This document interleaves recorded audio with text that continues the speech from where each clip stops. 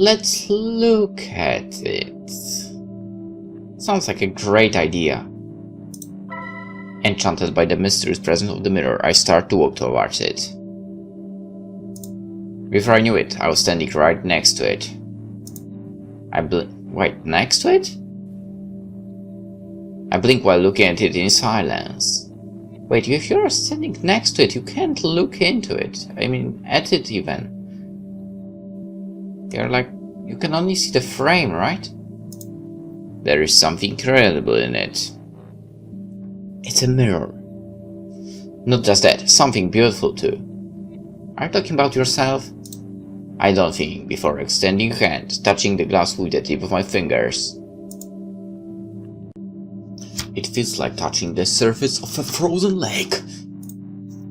I feel like I only need to press a little harder to get inside the mirror, cross it, as if I was jumping into a pool. Should I try it? Why not? Jump!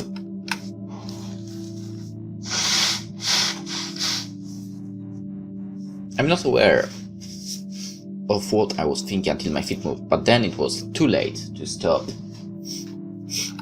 I opened my eyes, astonished at seeing what I was doing. Somebody planted an idea in my mind. That was probably me, and I accepted it as mine, so easily it was scary. Just seconds ago I was frightened of that mirror, and now I was being consumed by it, falling deeper and deeper into an unknown place.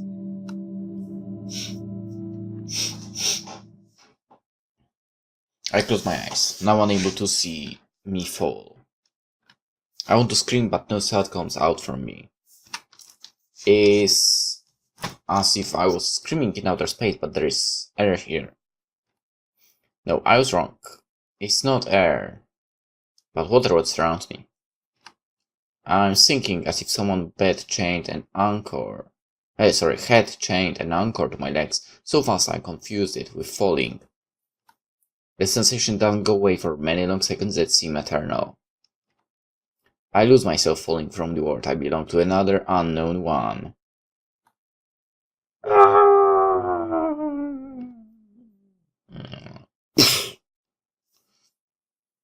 Suddenly open my eyes, gasping with surprise. At the same time I wake up, almost jumping.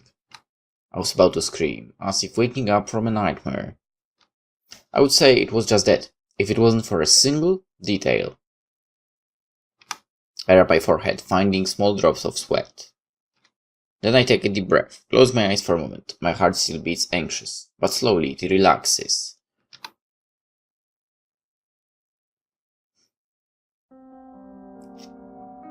When I open my eyes again, I realize I'm not in my room. I haven't woken up yet from this strange nightmare. Instead, I find myself in an old building made of wood. What is this place? I murmured, confused while looking around, ignoring how I got here. There doesn't seem to be anything strange with this place. I find myself in a dormitory. There are many beds around, all of them small and painted with bright colors. That makes me think they belong to children. I scratch my head before standing up. Where am I actually? There is nobody here to listen to my questions, but curiosity is too much to stay quiet.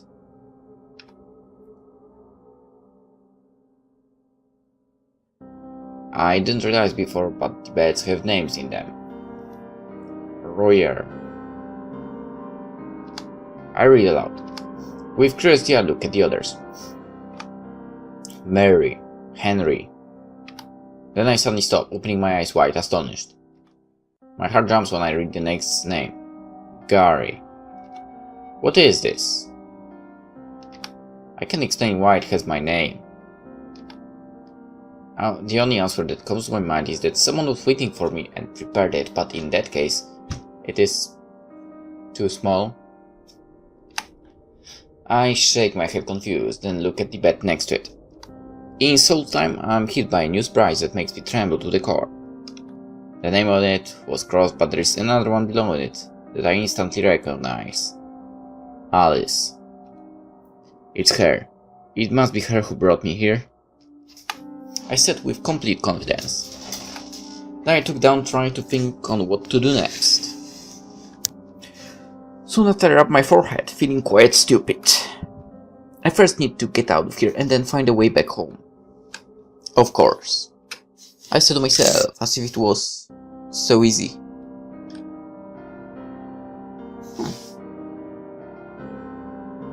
When I leave the bedroom, I arrive to the hallway that connects with two other doors. I guess more rooms. What else would it be? I mean, one door might lead outside, but whatever. And some stairs that go down to the first floor. First I try to open doors, without result. Soon the only option I have left is to go down.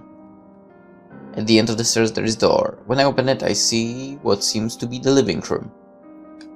I step inside and then I look around vigorously, discovering a double door. Is the exit. It has to be.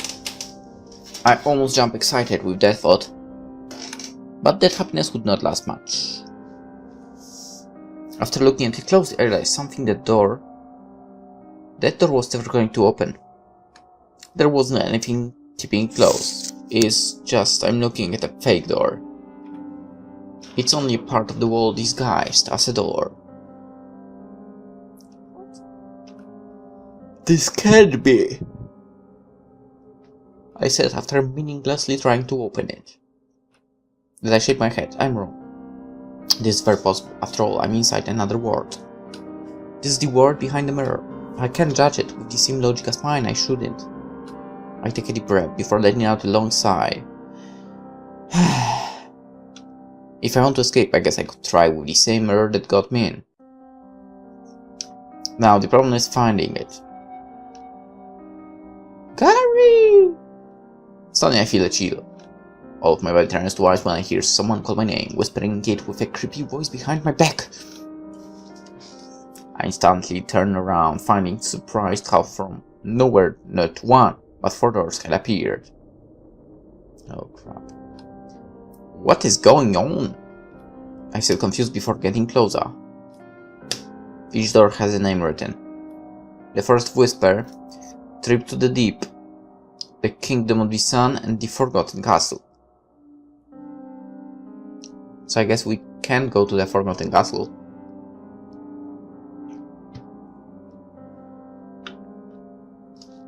I read the names aloud, unable to remember ever hearing any of them. They are completely new to me. However, the mystery doesn't end there. The 3 of the doors are open, and the last, the Forgotten Castle, is blocked by the 3 big lock pots. I'm never going to be able to break them. I said with resignation before sighing. The chains look very solid. How about lockpicking? But if there are locks, it's because they are protecting something. It can be just coincidence to have 3 open doors and 3 lock paths. Maybe you can lockpick it. Maybe you have that ability. There must be something valuable behind the door. I mean, it had rather... It was a castle, so... I'm not convinced I am right. Then I stare at the open doors. Which one should I open first?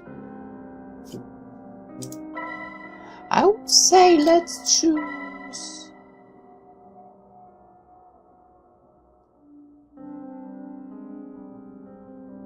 You know what? Let's go! Alright, I assume the first door, so the left one, is Forest of Whispers. Considering I prefer to choose the left path, always. Because left path is the best path, let's go there!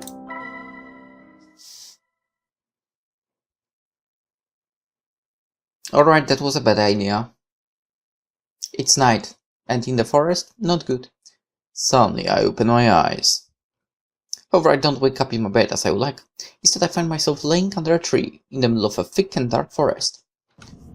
I exclaimed, bewildered. The last thing I remember was turning the knob of the door, then there is a gap in my memory, as if I had been teleported to this place. No, it's more like if I had always been here, just unconscious.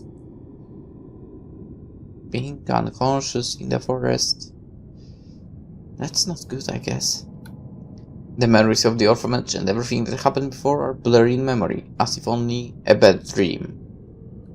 But that's impossible. I would never fall asleep in the middle of the forest. Hey, you never know that. I take a deep breath and rub my eyes, to fully awake before standing up. Then I look around, not finding a single thing I could call familiar to me. Everything is unknown, and even creepy.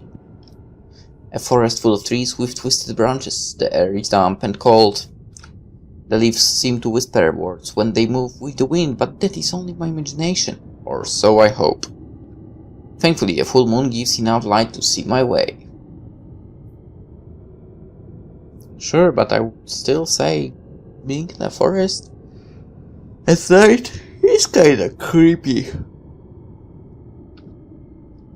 However, it also produces many shadows which seem to toy with my mind. I put my hand to my chest, feeling how anxiety hardened my heart. Just one look, no more than a few seconds, and I'm already nervous. Anyway, I can't stay here. I should look for shelter to pass the night. Under the sunlight, even this forest should not stop feeling so scary. I inhale before starting to walk. It's easy to hear my footsteps walking over the branches and leaves in the ground, creating an unmistakable creaking sound each time.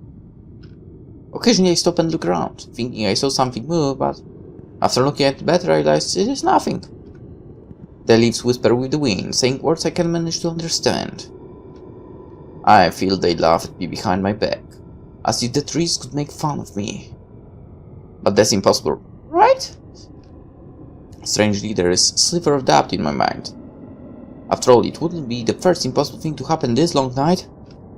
After walking for an unknown time, I finally see something appear at the distance. In the distance.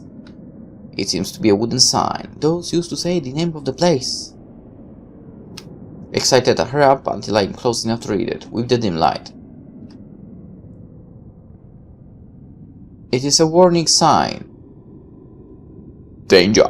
Beware of the talking wolves. The last word is crossed, and instead someone wrote something else. Oh. Talking wolves, what does that mean? I ask myself, unable to understand it. There is also a sheet of paper stuck to the sign with something written on it. I take it with both hands before reading it.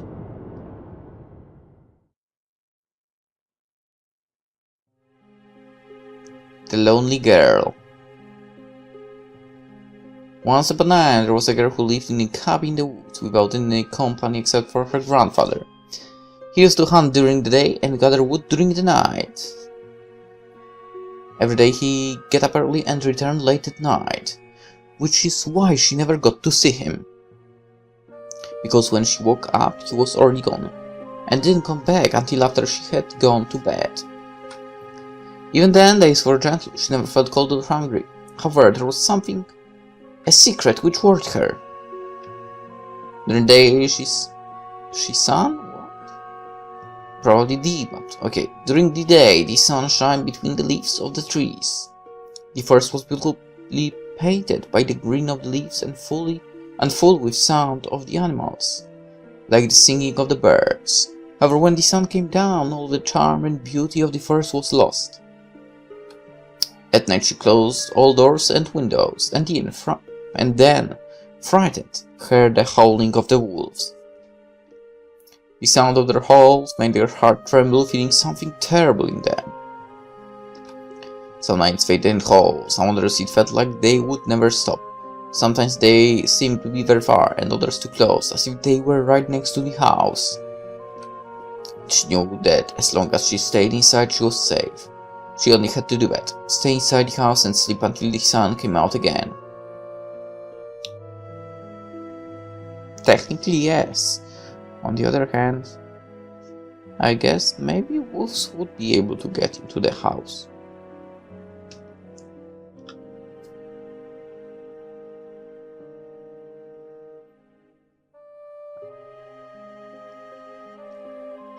I think it is possible, but hopefully that never happened. Every night the same routine repeated, but no matter how many times she did the same, she never could get used to it. Every time the howling of the wolves felt more distressing, more anguishing, until one night she didn't hear a howl, but something totally different. Crying. Hearing an animal crying made give the bloom in her heart. Maybe it's a wounded dog, she said to herself, believing her own lie. Without second thoughts, she walked towards the door and unlocked the safe, opening it to let the supposed dog in. Uh-oh.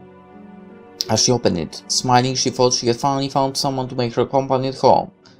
But her smile didn't last long, because as soon as she opened the door fully, she saw a vicious wolf stand in front of her. And with a single jump, it ate her. Fuck.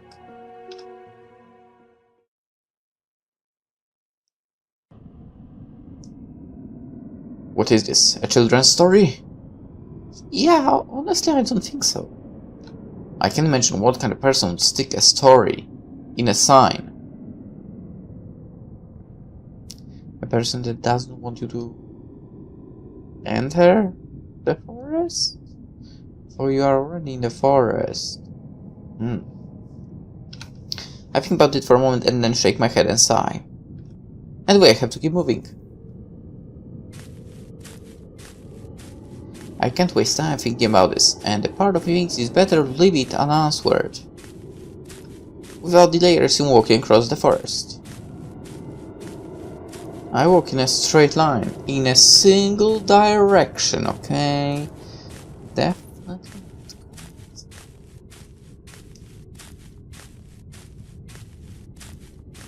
To avoid walking in circles, or at least that's what I hope. Yeah, you never know in the forest. Since I woke up, I had the sensation that this is one of those haunted forests from fairy tales. Those where it is impossible to escape unless you do something special. But of course there is no sure way to know it unless I try it. However, it doesn't take long for me to stop again.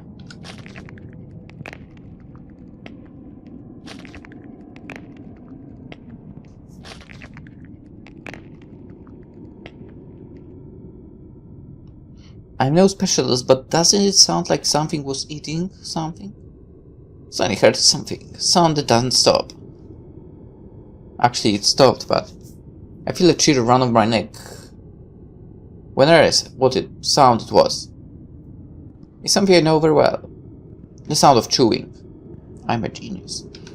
It has to be a beast. It couldn't be anything else. We have to teach it a proper manner of eating then.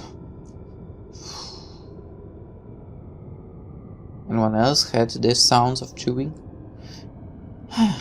My common sense tells me it is better to go back and try another path. Yeah, that's a decision. Putting myself in danger by getting closer is the worst thing I could do. However, there's a part of me that wants to do just that. I feel a terrible curiosity for seeing what's making that sound. I don't feel any kind of curiosity. This is haunted forest, right? Then the animals who live here must also be magical. Magical? If you think this in a positive way, then you are a dumbass.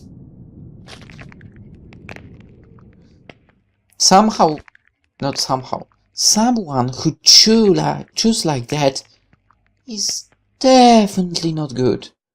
I get closer to where the sound comes from, walking carefully one step at a time, making sure to be quiet. Soon a shadow appears between the trees. It slowly develops to the shape of a wolf as I get closer. Pathetic, said an unknown voice, talking as it chews the raw meat of its prey. Open mouth and eyes wide, full of surprise. The strange black wolf said a word. I'm sure it did. Remember the sign? Accidentally shakes my very core and leaves me breathless. I feel suddenly cold. Worthless! Once again he talks, just before having another bite. It seems more like it was growling with sounds that imitated human voice. It doesn't look aware of what it is saying. The sounds come out naturally and my mind interprets them as words. Those must be the talking wolves. Ah, look how it rips off a piece of meat with its sharp fangs for a second before averting my eyes. Dash my head. I think I had enough. It's better leave before it notices my presence. I turn around thinking of getting away, but as soon as I give my first step I hear the creaking sound of a branch. Good job, damn boss. My heart freezes at that moment. I ruined it. Of course you did. I got careless thinking the danger had passed. Ow! The wolf calls loudly, making an echo across the forest. I shake in fear. Then I turn around just to see it jump, falling right in front of me. Idiot! Idiot! Said the wolf, groaning with anger. Its eyes shine between the shadows, looking right at me. It is about to attack me, I'm sure. My heart races. I have to do something or else I will end up like its other prey. Run! Or confront a wolf. That's something he would probably do, because so far his actions aren't, you know, too wise. I'm gonna run for it. Run to the hills. I don't doubt in hearing my instincts. Without second thoughts, I turn around and start running as fast as I can. Coward! Grrr. I hear it yell behind my back, not knowing if it was following me or not. I just don't think about it. I only want to get as far away as possible.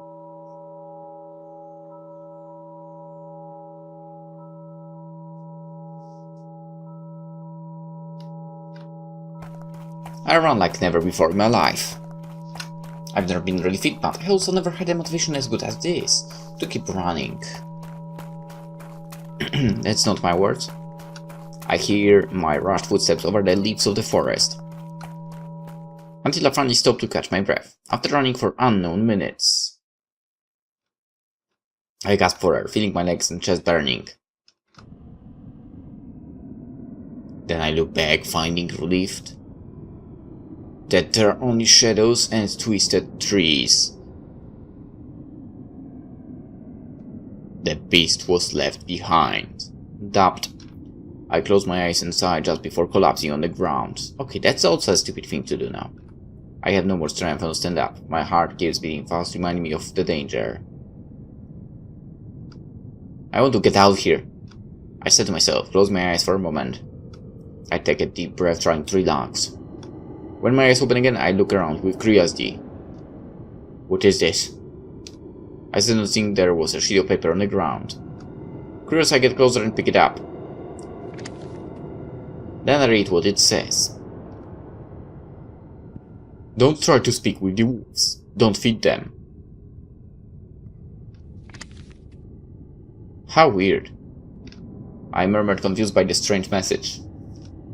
Talking with the wolves is out of discussion. It doesn't seem like they have much to tell me anyway. But the strangest part is the one about feeding them. I have the impression that it doesn't mean to give them food, but to end up as food for them. My head hurts of trying to mention it. I think it is better for me to forget about it. I keep on moving. I still have to find a safe place to spend the night. Without delaying, I stand up and resume walking. Only this time, I am much more nervous than before. Now I'm sure there is something dangerous hiding between the shadows of this haunted forest. Alright, I know it's crazy, maybe, a little bit. I feel like you should climb a tree and try, you know, venturing around the forest using the high ground. I keep on, because I don't think wolves can climb. Bears, yes, they are capable of that, but wolves not really.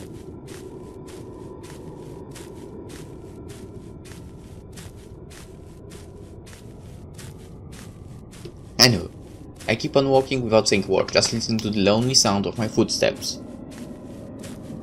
At first, the silence was very comforting, since I knew that as long as I don't hear anything, I'm safe. However, slowly it got more and more upsetting, until it reached the point it was unbearable.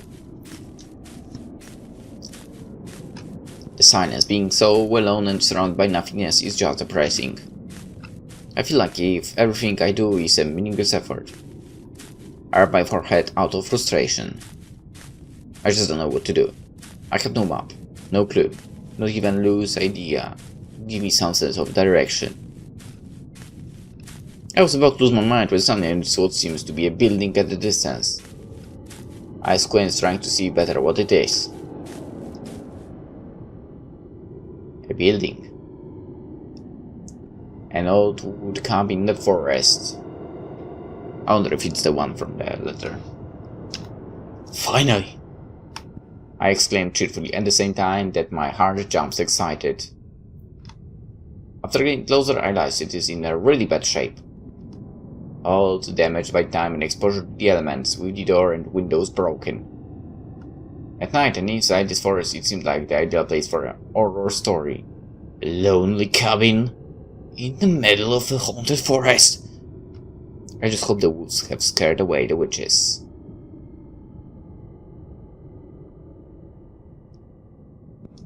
What if the witches were hurtful? I wouldn't mind hot witches. When I'm about to get in, I notice that beside the broken door there is a note nailed to it. I read what it says. The talking wolves have a weak sense of smell. As long as you keep quiet and don't stand out, they won't see you. Weak sense of smell? I would expect to be the opposite. I guess that explains what I haven't found others. Looks like they are good at tracking their prey. I take a deep breath before stepping inside the cabin. Shit. I hear the boards creaking with each step I take, making me uneasy. Alright, broken windows, broken door, and you are making a lot of noise in this. This is not a good sign. I had no time to think about asking if someone is home. It would be better if it was abandoned. I beg for it to be. The inside of the cabin is as damaged as the exterior. The furniture is covered by a thick layer of dust and there are cobwebs everywhere. I find some oil lamps, but they are all empty. With curiosity, I try to light one of them with no results. The chairs, tables and other furniture are in such a bad state that it seems a single touch would be enough to make them fall apart, so I avoid doing it.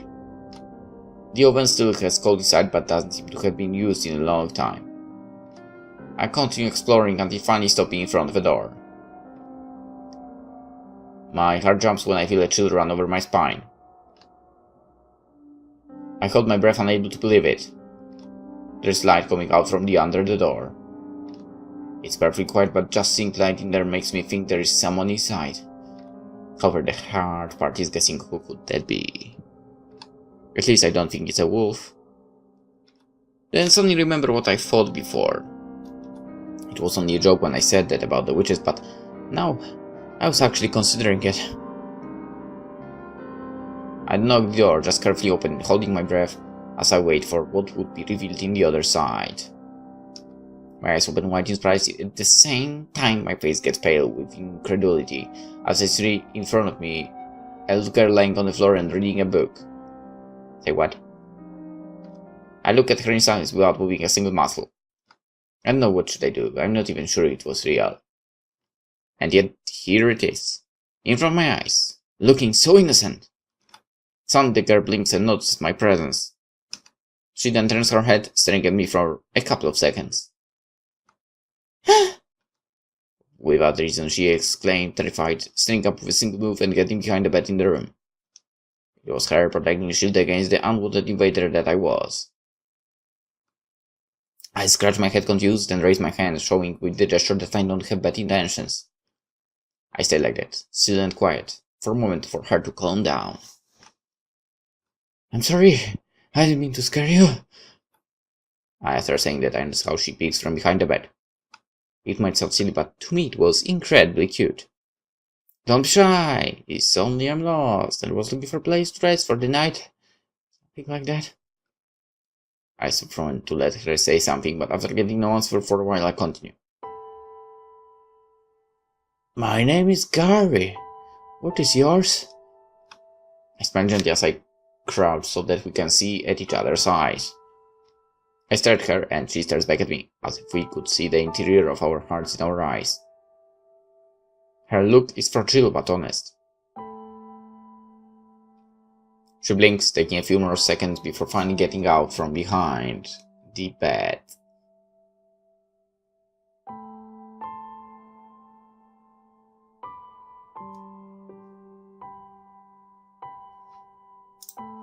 It makes me glad to see she seems to finally trust me.